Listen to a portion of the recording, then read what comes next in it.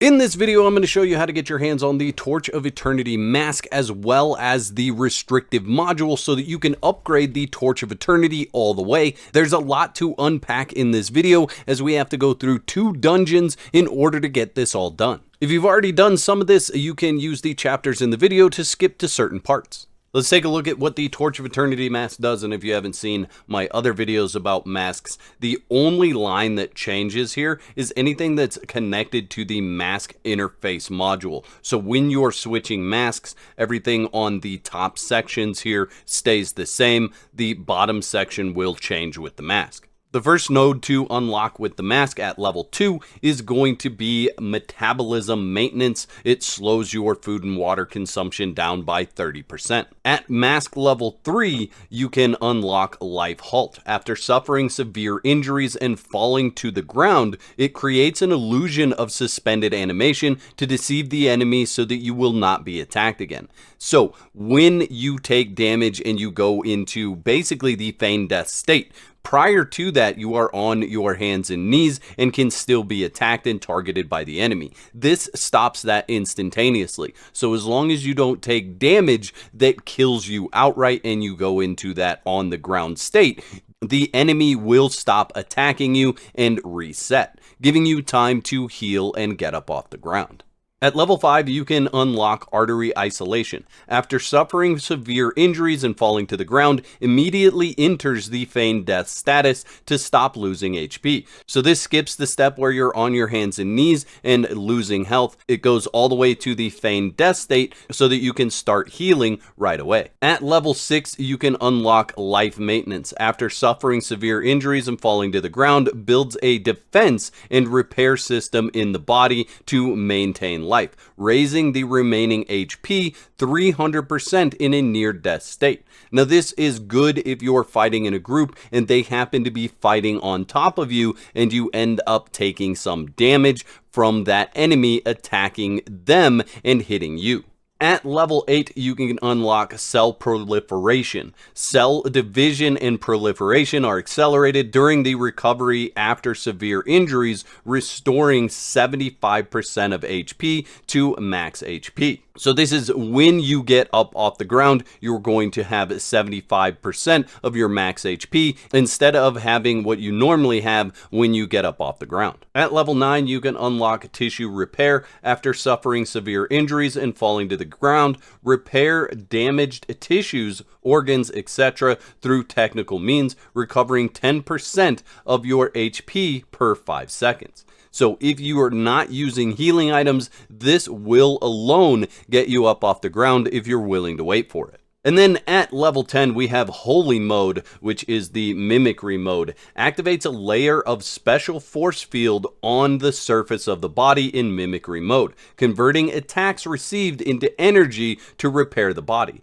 25% of the damage taken will be converted to healing for self. Enabling Mimicry mode with this mask will cost you 5 yellow crystals. In addition to the 5 yellow crystals, when you enter Mimicry mode, it will cost you 1 mask energy per second while you're in that mode. Then if you use the active mode of Mimicry, it is called High Energy Crystal. Crystallize self with unknown high energy particles, becoming immune to external damage during the crystallization, but lose the ability to move for 20 seconds. So you can only be in this state for a total of 20 seconds before you will be exited out of that state. That state also has a 1-minute cooldown timer, so this is not something that you can spam in a fight, but if you end up in a bad situation, you could heal yourself and then go into this mode in order to not take damage and heal through that process for 20 seconds. Now, in order to unlock the full potential of the mask, you're going to need 1,275,000 experience points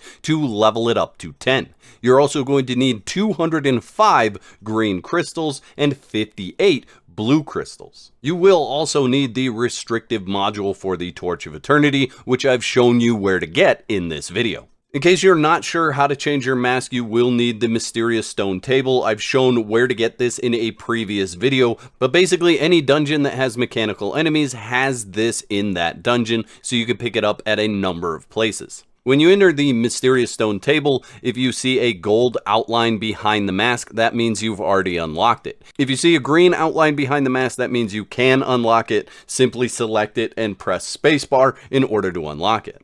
If you want to transfer your awareness to another mask, just hit F on the keyboard when you have that mask selected. Don't forget to put red crystals in each one of your masks, as they do not transfer over. So you can see the red crystals I have here, and I have no red crystals here. You can also see there's a crystal limit, and currently this one is at 30 because it's not leveled up.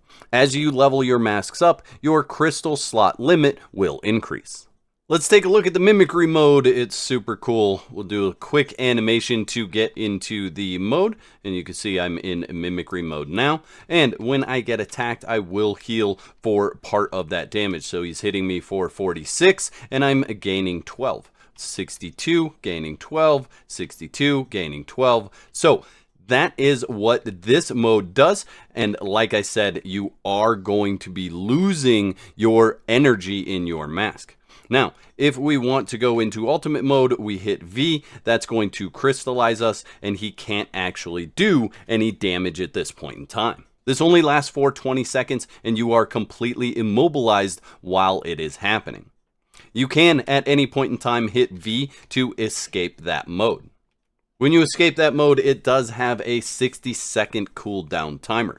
This is one of my favorite looks for being in Mimicry mode. I find it very cool. I'll show you the front and the back here. So there is the front. I've got some war paint on as well. And then I'll turn around, and that is the back. It is a very cool looking Mimicry mode. If you want to exit Mimicry mode, you just hit C again, and that transforms you back to yourself. Just so you know, it is only a change in appearance. The values of the armor is not any different from the armor you're already wearing. I am over leveled in this video. I'm in iron armor and I have iron weapons. However, you can come in here in bronze stuff. You're just going to need to be careful. I'm also playing as a tribes person with some really good perks, and most of my proficiencies are all the way leveled up. But you have the plunderers that you can fight in the beginning section. I'm not going to fight those in this video. I'm going to just run from the beginning to the dungeon and then show you the dungeon where you're going to need to compete with the mechanical enemies in order to unlock the mask. When fighting mechanical enemies, there's two things that are very important. First of all, the corrosion tanks are extremely important. That's going to allow you to do more damage to the enemies when you attack them. Additionally, you have to use blunted weapons in order to attack them and do any damage. The bladed weapons will just bounce off of them, so you need to use a hammer or a pair of gauntlets in order to do damage to them. I've also heard that you can use a shield, but I haven't tested that myself.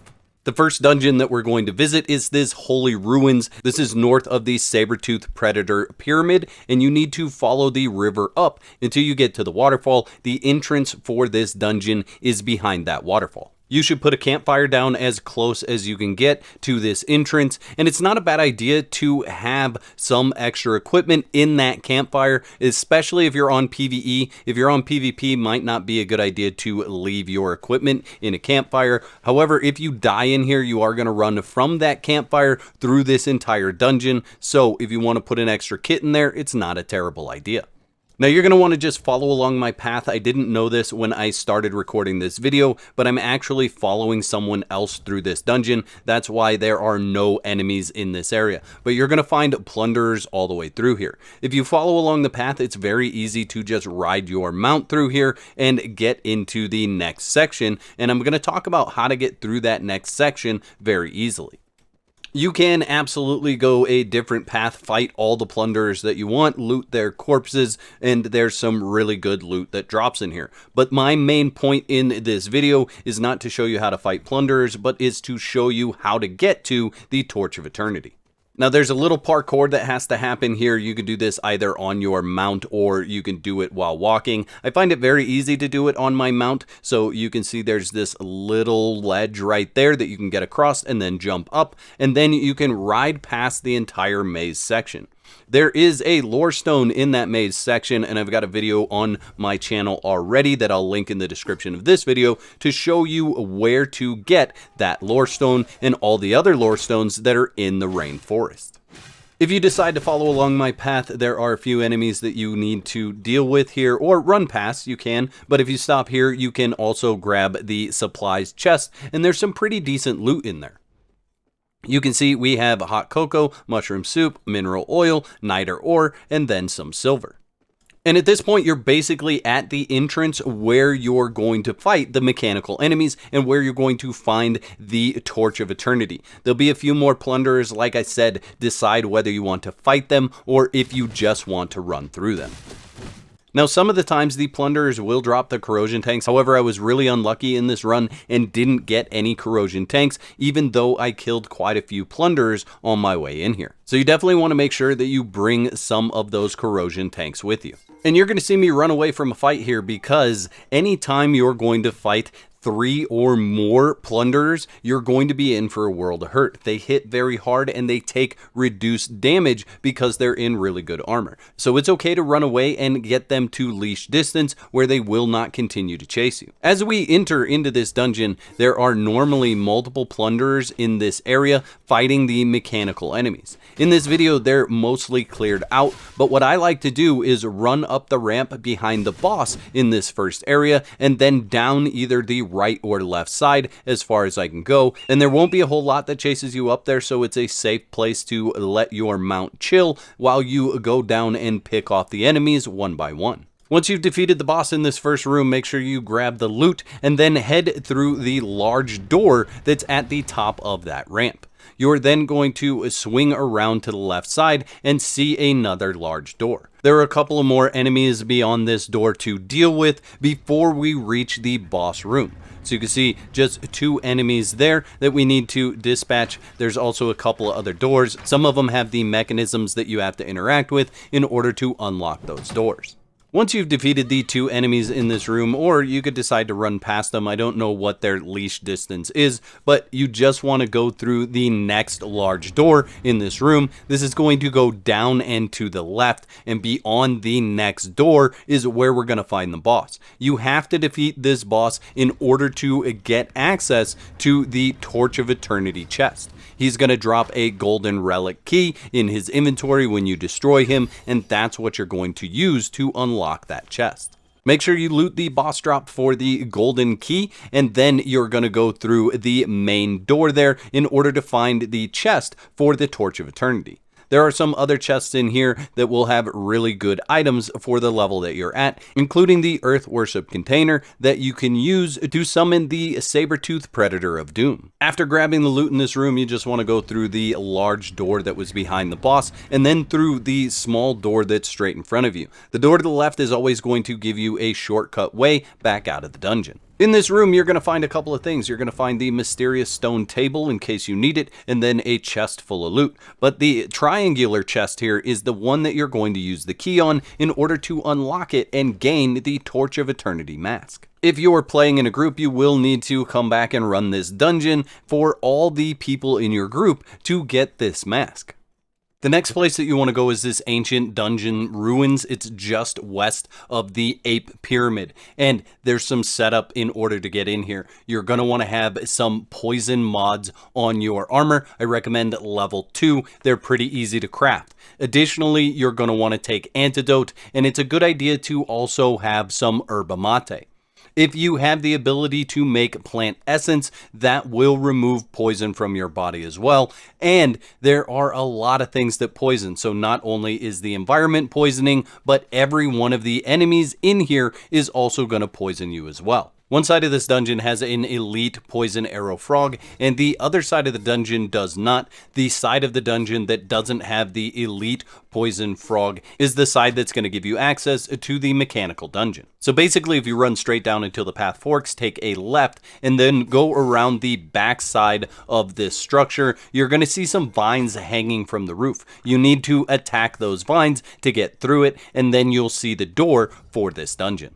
Now, I'm going to lead you in the path to go straight to the boss. However, I do recommend going through this entire dungeon because you can find damage mod 3s in this dungeon, and you'll need the bloodstones to upgrade some of the really powerful perks in your mask tree repair node.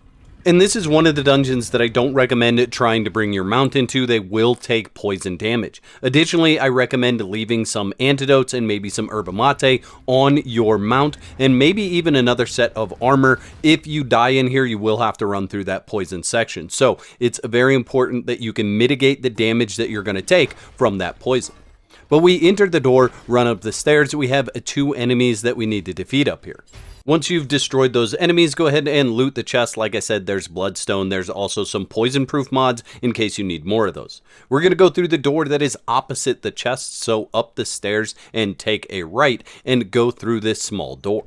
We're then going to follow this path up a ramp and then go through another door. On the other side of that door, there are going to be a couple of enemies. In addition to the enemies that are up here, there is also a puzzle and a couple of other doors. This is likely the first time you've seen the Mechanical Core D. These guys have red eyes and they shoot electricity at you. If you're having a problem with the electricity, it can be rolled through so that you don't take damage. Additionally, if you use the mods that are chill resist, those will give you some electricity damage reduction. Do your best to pick up all the red crystals that you find. Those are going to play a role a bit later on. But from the door that we entered into this room, we're going to take a right and go through the big door. We're then going to follow that down into the little door. This door is going to open up into a large room with a balcony. You're going to be on the balcony, and down below you is actually where the boss is. You want to take a right and head through the door on the far side if you want to go straight to the boss. There is another door that requires some mechanisms to be interacted with. Those are on both sides of the room, both right and left from where you entered. Going through this door, we are going to veer off and take a left, and that is going to be right here. And then we're going to head down. You want to head down the ramps until you reach the next door. Through this big door, we're going to find a couple of enemies, and then it'll be on to the boss room. Opening the door on the far side of the room leads us to another path. We're going to go around and down. There's only one way to go to get to the next door, and beyond that next door is the next boss. In this room is a level 35 Slayer X. It's a pretty easy fight if you know the mechanics and have fought him before. This one isn't any different. There are a couple of chests that you'll want to grab loot out of in this room once you've defeated him, and then it's on to getting the Restrictive Module for the Torch of Eternity. Don't forget to grab the loot that he drops so you have the key to unlock that chest. Now, I've skipped over to the fights in this video because I feel like you guys don't necessarily need that. However, if you're struggling with the mechanical fights, let me know in the comment section below and I'll put a guide together showing you how to fight all the mechanical enemies. Once you're done grabbing all the loot, head through the door and up the ladder and then through another door straight in front of you, and you will find the chest that you're looking for the Restricted Module for the Torch of Eternity. This is the way that you are going to fully upgrade the Torch of Eternity mask. If you take the path down the right there that I just looked down, you will find the shortcut to head out. There's also a mysterious stone tablet in here, as well as another chest for loot. But that's it right there. All you have to do is open up this chest and loot the Restrictive Module. I'd like to thank all my YouTube members for your continued support. Y'all are absolute legends. Don't be out of whack. There's another video on the screen right now that you can click to support more of my content.